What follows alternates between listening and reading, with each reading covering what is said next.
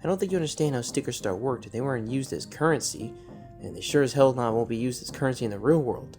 That's because no one's tried. No, because it just doesn't make any sense. Think about it, man. Stickers could be like personalized payments.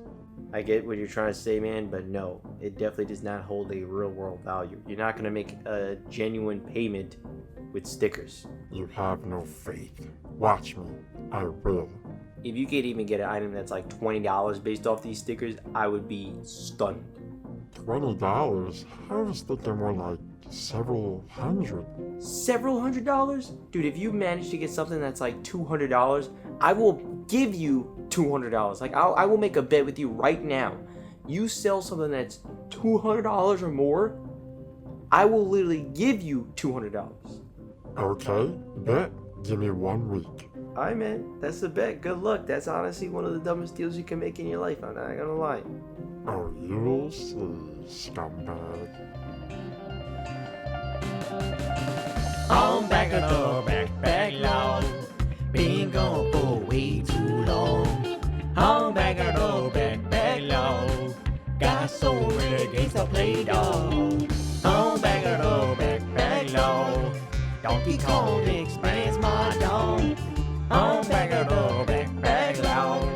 Me and Carlo been fucking since dawn. On backlog. Did you know that Carlo wears thongs? On backlog. I really fucking hate this song. Yeah.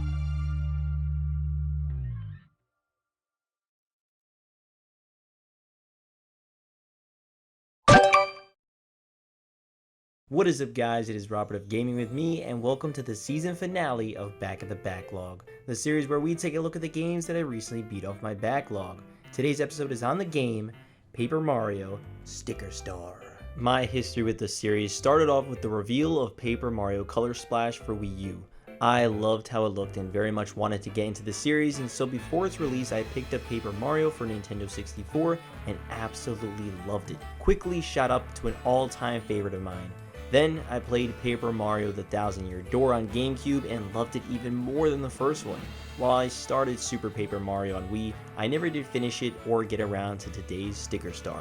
However, when I finally played Color Splash, it confirmed one thing to me. The Paper Mario franchise is one of my favorite franchises of all time. I gave Color Splash my Game of the Year for 2016. I absolutely loved it. Same goes for 2020's Origami King for Switch. I gave that my number 5 best game of 2020. Each game I played in this series is wildly different and endlessly creative. However, a lot of older fans of the series tend to disagree.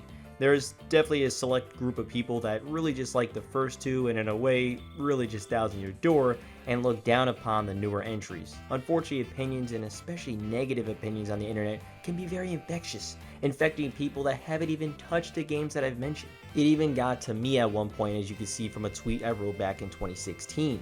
Luckily, I didn't let these thoughts persuade me. Instead, I played Color Splash and loved it. Now here we are at Sticker Star. This is where the loud minority of people called this game awful and the start of killing a franchise, while forgetting that Super Paper Mario was a literal 2D platformer and not a turn-based RPG. Which, mind you, I don't mind. I'm looking forward to eventually playing through Super Paper Mario to the end, but it's literally factually wrong to say Sticker Star is where the franchise changed. Critically, it scored positively at a 75 on Metacritic. It certainly wasn't being received as some 3 out of 10 game. However, the way a lot of people talk about this game, you'd think they'd be playing something completely different. Paper Mario Sticker Star was released on November 11, 2012 in the US for the Nintendo 3DS. It was developed by Intelligent Systems and published by Nintendo.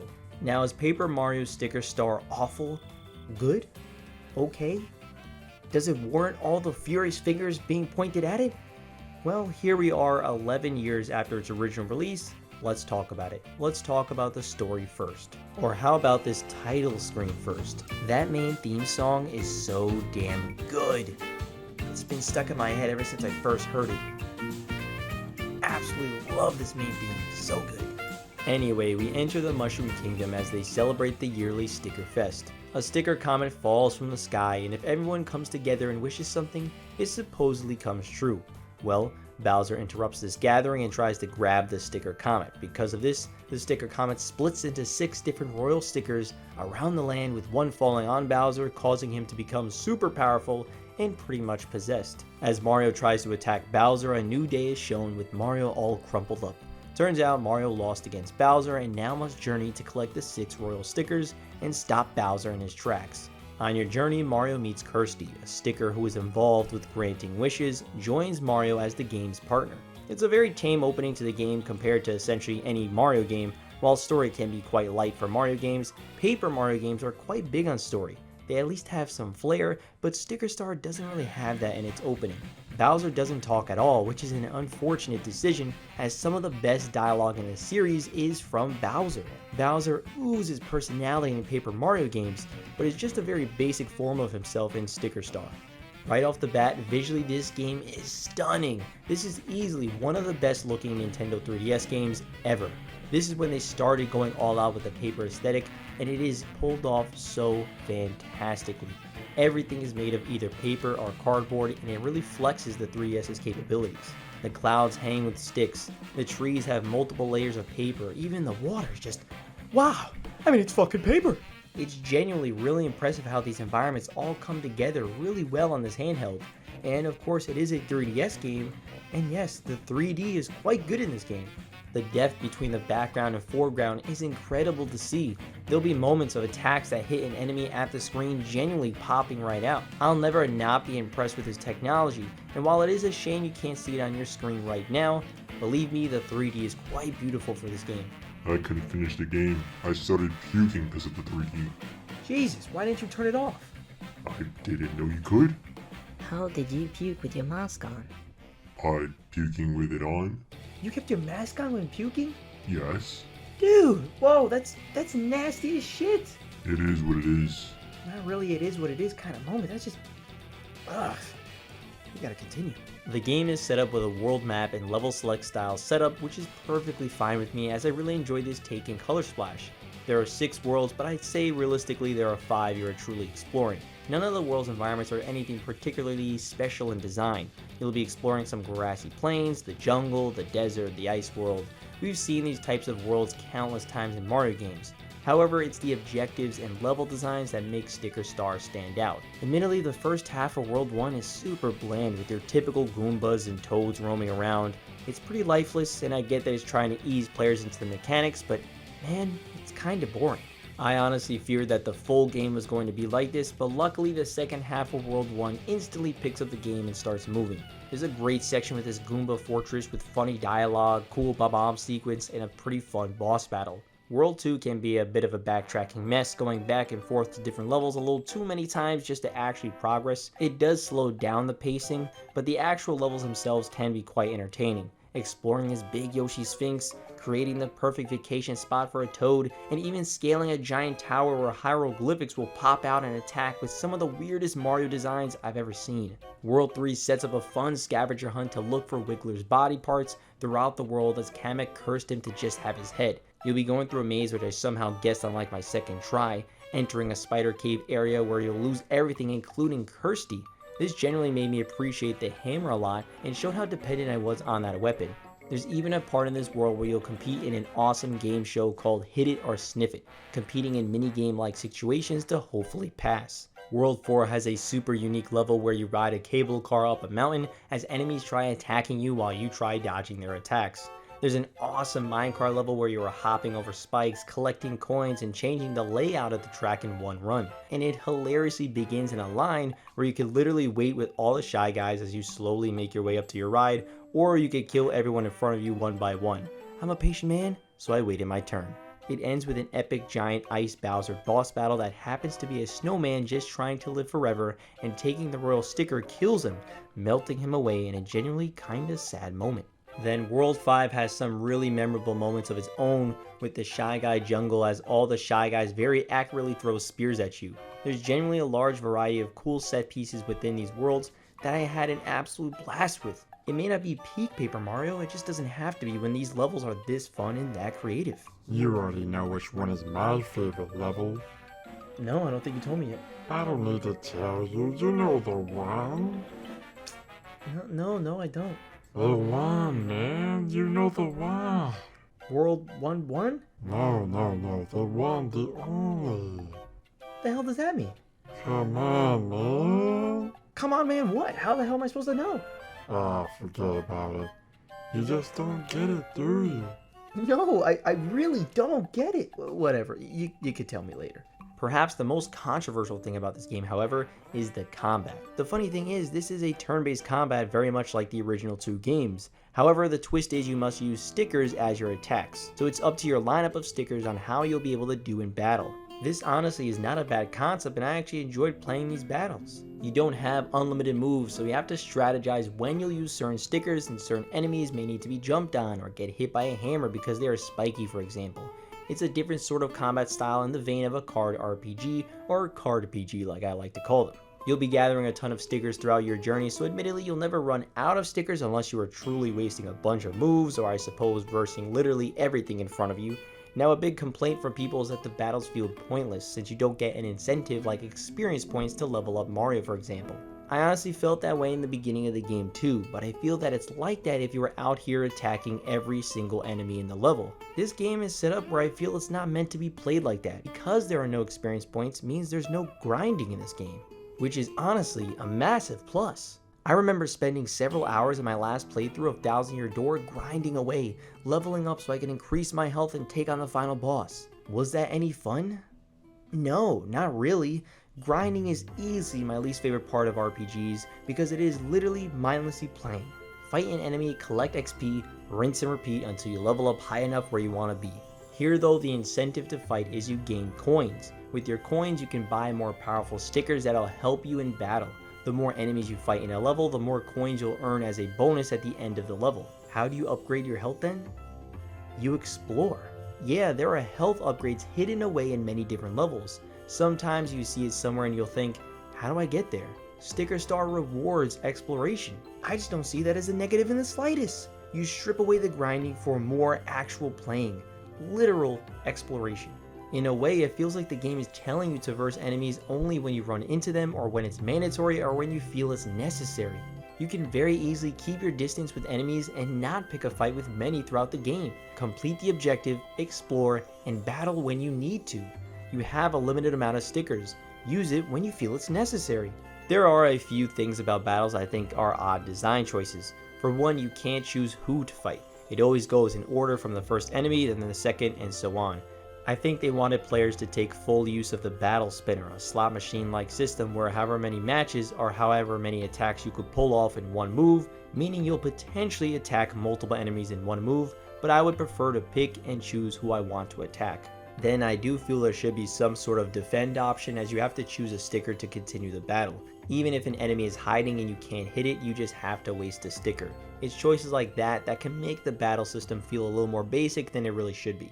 But it still has that Paper Mario battle charm with pressing A to soften an incoming attack if you time your press perfectly, or dealing more damage if you press A with the right timing. A big addition to this game are things. Things are powerful stickers that are based on real world objects that you'll find throughout the world. These moves are all pretty comical, like using a vacuum to attack, sucking up all the enemies and shooting them out. It's always a lot of fun to see how these objects will be used to attack. They end up going much more over the top with things in Color Splash, but the introduction of things in Sticker Star is really great.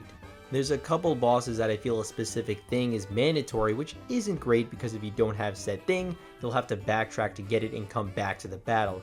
Although that really only happened to me once, I could see that happening for people multiple times, as not using things on bosses just seems unrealistic since they deliver genuine damage to bosses and their huge health bars. There are certain moments outside of battle where you'll use Kersti's ability to paperize the world and add stickers in these environmental puzzles. It's some genuinely cool ideas, however sometimes they can be a bit cryptic in what sticker you should put. Annoyingly, trying a sticker out actually uses the sticker even if it's wrong and doesn't return it back, which is pretty cruel. There are definitely ones with really solid clues as to what the sticker should be, but there's definitely some that are too ridiculous to guess. I did a no thing run of the game. Really, that sounds pretty tough and probably annoying. Yeah, pain in my ass, truthfully. I did a no thing run of the game. Like, nothing. Did it. Because I didn't play the game. Shut the fuck up. The most disappointing part of the game for me is definitely the dialogue. The Paper Mario series has some of the best writing in video games to me. So many instances have me literally laughing out loud at how good some of the jokes are, but Sticker Star just isn't very memorable in that area, which is a bummer. There's a lot less dialogue in this game overall, and I'd be okay with that if what we got was just more memorable. It does glimpses of greatness with a snowman melting away, providing a surprisingly somber moment, but overall it just is nothing special in that area, unfortunately. Paper Mario Sticker Star is a gameplay focused game, and I'm definitely okay with that, but I think it's okay to have both, and I think something like Color Splash really improved the balance on that front. Once you collect 5 royal stickers, it is time to fight Bowser. I'm now going to talk about the final boss just to let you know. Getting to World 6 is a pretty entertaining trip. Mario and Kersti head to Wiggler where they find out he evolved into Flutter, wings and all. Riding Flutter's back takes the two to where Bowser and Bowser Jr. are at. First, you'll verse Bowser Jr., which I always love to see games with Bowser Jr. as he's my favorite Mario character. This takes place on a cool airship of his, but the real final level is at Bowser's Sky Castle. After versing Kamek with a long eerie hallway comes Princess Peach all taped up, and before Mario can even think of doing anything, Bowser appears in a pretty badass entrance, clearly being powered up by this royal sticker of his. And with that entrance comes the battle right away. As I mentioned earlier, he has no dialogue. Bowser throws the wall Peach is on far down a hallway and the battle begins. He has a huge 400 health bar, which means it's gonna be a long battle. The first phase has Bowser constantly committing a gaming sin, aka bringing other enemies into a boss battle, especially the final boss battle. Luckily, you can shut the doors that the enemies come out of with a stapler sticker, forcing a 1 vs 1 with the Koopa King. This is when I found out you couldn't actually jump on Bowser's head, as it counts his head as spiky, which is a really weird decision to me. Considering this is the final battle, you should be able to use every card to get at him, especially one of half your major moves. It's literally hammers or jumping, so you essentially are locked to hammers, making so many stickers in my deck useless unless they are iron jumps. But because of this, I ended up losing and having to rebuild my deck. I came back to Bowser a second time with a ridiculously great deck. Once you get him down to a certain amount of health, he starts walking deeper into the hallway. The bastard heals himself and cowardly protects himself with a Whomp. Killed the Whomp with an infinity jump, allowing you to jump on an enemy an insanely high 100 times, which you have to time perfectly. It's definitely over the top to have your players press the jump button 100 times, but it is honestly satisfying in a weird way. After throwing more stickers at Bowser, he walks away towards the third phase, where it's an area full of lava and fireball enemies that Bowser will constantly fire at you, dealing some heavy damage. However, using a sticker that freezes everybody stops Bowser from being able to attack you, so after dealing a bunch of damage again, Bowser walks away for a final 4th phase. Yes, Princess Peach is behind, hoping Mario takes out Bowser. Bowser brings out a Chain Chomp, in which you could use a Tanuki Tail to counter the Chain Chomp, hitting it at Bowser, and with that, Bowser falls off. What seems like a victory is definitely too quiet. As you check to look down, a massive Bowser breaks the floor, and this is the true final phase. All hope seems to be lost, as everything only deals 1 single damage to his massive 500 health. Kersti then tells Mario that he must use her as a sticker to give Mario the power to truly take on Bowser and the royal sticker. It's a genuinely sad moment there, as Kersti thanks Mario for the adventure they went on, slowly sacrificing herself to help Mario. She says, "We've been through a lot, but it was fun. Goodbye." And then gives her power to Mario. I was not expecting that, but I thought they did an awesome job at that, slowly tearing Kersti away as she says her goodbyes. But finally, with Kersti's power, Mario becomes super powerful to use 5 stickers in one move, dealing massive damage to Bowser, breaking his body down limb by limb until he is finally once and for all defeated. The royal sticker is removed from Bowser and Princess Peach is saved. The Mushroom Kingdom is saved once again. With all 6 royal stickers, Mario wishes for the Mushroom Kingdom to be what it was before the attack, and not only that, but bring Kersti back to life too. Kersti yells at Bowser, trying to grab the sticker comet again. Bowser just kinda laughs, and then the credits roll. That was a fun boss battle with multiple phases with the awesome sacrifice, but unfortunately they bring Kersti back, and the actual ending is overall pretty basic. I had a feeling they'd do a fake death, but that just lessens the impact of Kersti's sacrifice. And it's not like Paper Mario never did a genuine death. All I'll say is Origami King. That's all I'll say. Since the dialogue is really low in this game, it would have been nice to have a beefier ending scene, but it just doesn't happen. One thing about the credits though, real damn good. I love the parade-like setup with all the characters and events that happen throughout the journey. That was Paper Mario Sticker Star.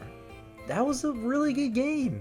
It is my least favorite Paper Mario game for sure, with the disappointing dialogue, some pacing issues, and a rough beginning holding it back from greatness. But at the end of the day, there's a lot to like about it. The different combat, the variety of set pieces and objectives, the music, the visuals, it's all really damn good. To sit here and really think about it and view it as awful, just seems very overdramatic to me. You could have that opinion, of course, but it just feels like there's a very large hive mind mentality behind that opinion. Like, I've played some bad games like Balan Wonderworld, or even on this Backlog series alone, like Perfect Dark Zero, Mortal Kombat Special Forces, Resident Evil The Umbrella Chronicles. Like, those are bad. Again, it is all opinions, but like, Sticker Star? Come on now. As a video game, Paper Mario Sticker Star is a well-crafted package that totally had love put to it. My opinion is technically controversial to a specific group of people, but that specific group of people are just very loud. So hopefully maybe I could be a light in the tunnel and maybe push you to give this game a chance. It's some damn good fun, that's for sure. Overall, I'm going to give Paper Mario Sticker Star a one of my favorite franchises, continues to be one of my favorite franchises, out of 10. When the worst game in your franchise is still damn good, well, I can't complain much. At this point, Intelligent Systems could do whatever the hell what they want with this franchise. I trust them. How many RPGs could go 7 games in and still use the same exact combat system to the T? Most don't. Experimentation is understandable, and it's been long enough that if they wanted to go back to try out the more traditional turn-based combat system again, that'd also be understandable. These dudes make some good-ass creative games, and I will be there every time to complete their journey. Now, I could go back and try to finally finish Super Paper Mario. Definitely will be excited to play it one day, and I will be willing to have an open mind knowing how different it is from the others. When will we play it? Only time will tell. Have you played Paper Mario Sticker Star? Did you like it? Did you not like it? Let me know down in the comments below. This is the Season 4 finale of Back of the Backlog, so I'd like to take a look back at what we accomplished over this past season. We finished another 12 games. We finished Half-Life, Resident Evil The Umbrella Chronicles, Mass Effect, Xenoblade Chronicles 2 Torna The Golden Country, Grand Theft Auto San Andreas, Project Snowblind, Kingdom Hearts Re-Chain of Memories, Klonoa, Call of Duty, Pokemon Moon, Echo the Tides of Time, and Paper Mario Sticker Star. 12 games, 12 different franchises. How many more to go? Well, that number is still undetermined. Thank you so much for watching any of these.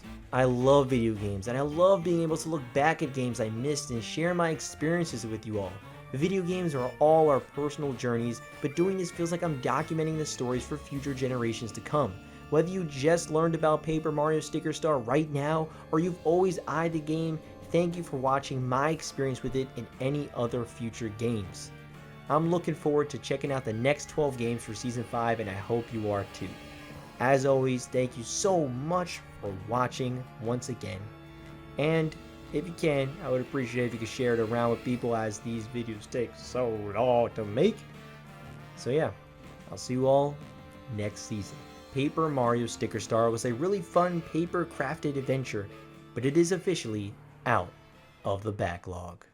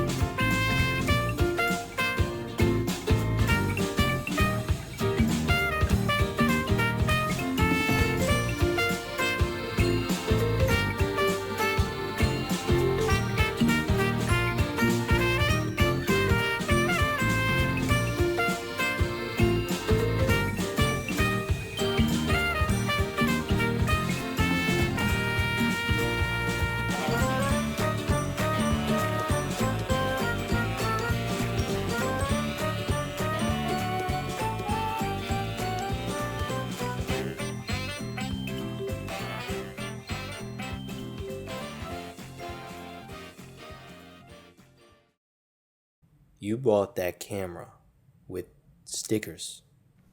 A sticker. A single sticker. Yes. Did you pull off some alien bullshit? You know you shouldn't be doing that, man. No, not at all. I just made a good deal with a guy on Craigslist. That's a once-in-a-lifetime kind of deal. Why the hell would someone do that? They wanted the capybara sticker. So someone sold you a camera, a damn good camera, mind you, for a capybara sticker that they could have just bought online themselves? Not the capybara sticker I gave, though. It's the same thing. It's not the literal same one I had, though. What fucking idiot would make that kind of deal? What kind of animals are on these stickers? You got a wolf, ape, turtle, fox, hound, capybara, clownfish, zebra, Ah! gecko. Ah! Ah! Ah! Ah! Are you good? Repeat the last one. Gecko, 2 before that. clownfish, The third one. gecko, The first third one. turtle, 3 after that. capybara. Oh my god. Keep you cool. You got this. Hello? Yes. Did you hear me? Did you hear me? Yes. I'll take the damn deal. Under one condition. What's that? Just send me the capybara sticker. You just want the one sticker, Yes! but I'm willing to give you another 500 stickers. Listen to me, you twat. I just need the capybara. You ship it today, and I'll ship the camera. Okay, sounds like a deal. Thank you so much.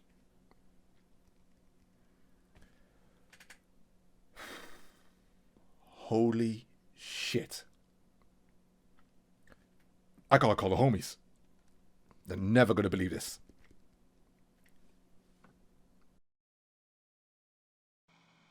Hey there, buddy. Capybara. Shut the fuck up. I know, right? I think I'm gonna cry. I'm so happy. They sound literally insane, but a deal is a deal. I'll sell you the $200. Give me 200 stickers instead. You positive? Yes. Also, I'm curious. Would you sell your glasses for some stickers? Hell no, man. I see with these. Yes, but everyone has a price. Yes, with actual cash. Panda sticker. Hey, yo.